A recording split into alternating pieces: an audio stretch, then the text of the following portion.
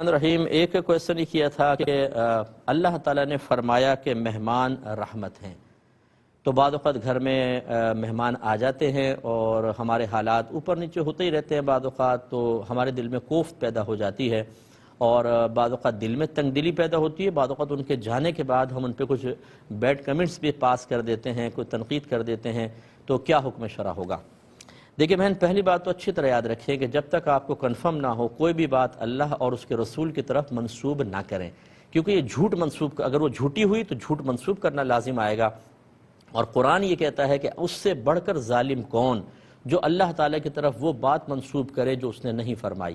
اور نبی کریم صلی اللہ علیہ وسلم نے فرمایا جس نے جان بوجھ کر میری جانب جھوٹ منسوب کیا وہ اپنا ٹھکانہ جہنم میں بنا لے۔ اب یہ قرآن میں نہیں ہے کہ مہمان اللہ کی رحمت ہوتے ہیں، یہ حدیثوں کے اندر مضامین تو آئے ہیں، صحابہ کرام کے اقوال میں ملتے ہیں، لیکن قرآن کی یہ آیت نہیں ہے، تو اس میں تھوڑا سا آپ احتیاط کیجئے گا۔ دوسری بات یہ ہے کہ مہمان اللہ کی رحمت ہیں، اس کا انکار نہیں ہے، لیکن آج کل موجودہ حالات کے پیش نظر مہمان زحمت بن جاتا ہے۔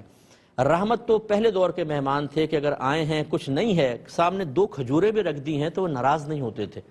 اگر کچھ کھانے کو نہیں ہے، تھوڑا بہت روٹی کا ٹکڑا اور زیتون کا تیل رکھ دیا گیا ہے، وہ اس کو بھی اللہ کا شکر ادا کر کے کھا لیا کرتے تھے۔ آج ہمارے مہمان آتے ہیں تو وہ تو ڈیمانڈ کرتے ہیں، بریانی ہونی چاہیے، پلاؤ ہونا چاہیے، زردہ ہونا چاہیے، یعنی گوشت کا آئٹم تو ضرور ہو، اچھا ہو۔ اگر آپ نے خالی دال رکھ دی تو ناراض ہو جائیں گے۔ اب ان تکلفات میں پڑنے کی وجہ سے وہ مہمان رحمت کم اور زحمت زیادہ محسوس ہوتا ہے۔ اور پھر اگر 5، 6، 10 آدمی آ جائیں تو آج کل کی مہنگائی کے اعتبار سے آرام سے 4 سے 5 ہزار کی دعوت تو کہیں پر بھی نہیں گے۔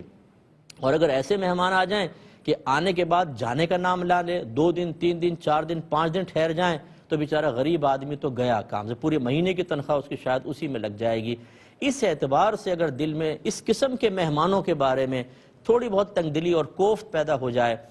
غیر ارادی طور پر، تو یہ انشاءاللہ معاف ہوگی۔ لیکن مطلب یہ کہ کمنٹس پاس کرنا، غلط برا بھلا کہنا، یہ بھی مناسب نہیں ہے۔ اگر آپ کرنا ہی ہے نا تو دل سے کر دیں، چلو اللہ کے لیے کر دیں تو ثواب ملے گا۔ یہ اس طرح کے کمنٹس پاس نہ کریں، لیکن جو غیر اختیاری طور پہ قلب پہ کوفت کی کیفیت طاری ہوئی ہے تو اس کے ہمیں اللہ تعالیٰ نے اس پر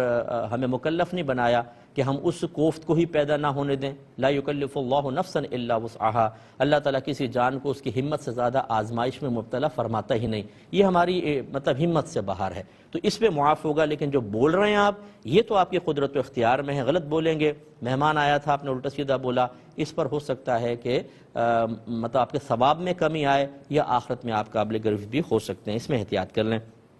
اور ہمیں گزارش ہے مہمانوں سے کہ اگر آپ کہیں مہمان بن کر جائیں، کوشش یہ کریں کہ اپنی ڈیمانڈ نہ کریں۔ اگر کوئی سامنے رکھ دیتا ہے، چائے پہ بھی آپ کو چائے پلا دی تو یوں نہ کہیں کہ یار ہمیں تو چائے پہ ٹرہا دیا، بسکٹ تک نہیں رکھے ساتھ میں، خالی چائے، اتنا بھی کوئی تنگ دست نہیں ہو رہا۔ کیا اس بیچارے کے حالات ہیں، کیا نہیں ہیں، آج کل اس قدر برے حالات ہیں، مطلب جو آپ ہم مطلب جو جانتے ہیں، جو لوگ اطراف میں قریبی لوگوں سے تعلق رکھتے ہیں، ان کو پتہ ہے کہ آج 1000 کا نوٹ لے کر جائیں تو پتہ ہی نہیں چلتا، سبزی والے کے پاس ایک دم ہوا میں اڑ جاتا ہے 1000 کا نوٹ اور بالکل ختم۔ اب غریب آدمی، کم تنخواہیں، اور ہم پورے کے پورے قبیلوں کو لے کے وہاں پہنچ جائے،